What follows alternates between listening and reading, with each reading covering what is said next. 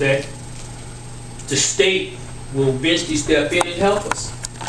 I'm talking about an institution for the state of Ohio that has now the $2 billion, not million, the $2 billion rainy day fund, that we could use a little bit of that.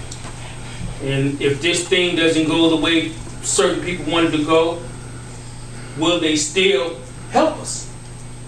I feel from just reading this and studying this for a long time and having forums with all the experts out, I think if it goes to the voters, council colleagues, I don't think it's going anywhere. The Cleveland people voted down, I think these people voted down. So, but still, as we speak, that $2 billion rainy day fund is increasing, because that's when Casey them cut the local government funds. Through all the municipalities in Cuyahoga County been complaining about it. So there is some hope. And I'm going to close on this, because Brandon brings up sometime about what I talk about, if you don't vote, you don't count. Well, you can complain about Trump as much as you want, but if 46% of us ain't voting, and the other ones are voting, they're going to get what they want. Democracy, the fundamental thing of democracy is voting. If you vote and complain, you have no reason to complain. You have to vote.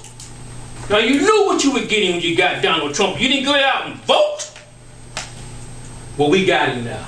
Hopefully it may work out. We'll survive. We survived slavery. But if you don't vote, you don't count. Thank you. Thank you, Mr. Martin.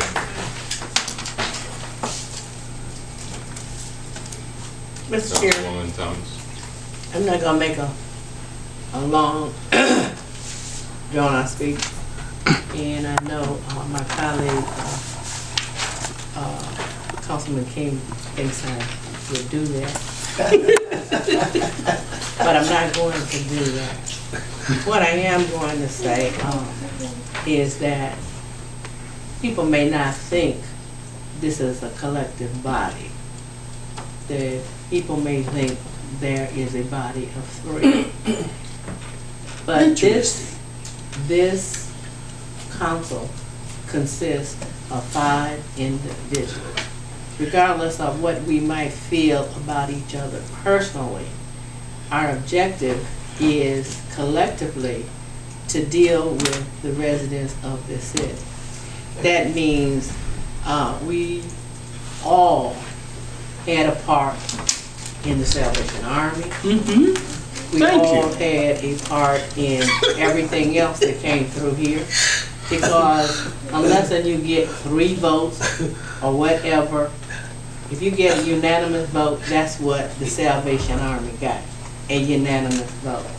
When you're tearing down houses and it's on a street that's desolate and houses are falling down around the people, no lights, that means that the council has to vote through legislation to give light, to do streets, to come up with through the Cuyahoga County Land Bank, which we did. And I don't know if our council people that's here remember we stood in that church, the Methodist church down on Euclid with the mayor, and we went into agreement with the Cuyahoga County Land Bank to tear down houses. Not too long ago, the Cuyahoga County got more money. I went down a couple of months ago and dealt with the Mr. Feingold and his staff down there and found out more interesting stuff. I've always said that regardless of what outside people think of us, it's not so much of what they think of us, it's what we think of ourselves. And the young lady on the commission said, and I never will forget that statement, stop letting other folks define who we are. Who we are. Thank you. We are individuals. Some of us has been like me 50 plus years in this city. But I want to also talk about the new owner of McDonald's. His name is Jeffrey. Jeffrey comes in and he wants to make things better for our kids and for the residents.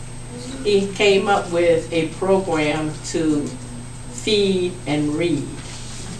And he put the program in place, and he's been trying to get, the program came off a week ago or two. And all we had to do was have 15 students come from the second grade in the closest school. We couldn't get 15 students to come. Couldn't get 15 parents to bring 15 kids. Now, what I told them that I would do is talk to the council and see if we could get 15 kids, just all they need is 15 to come and into the program.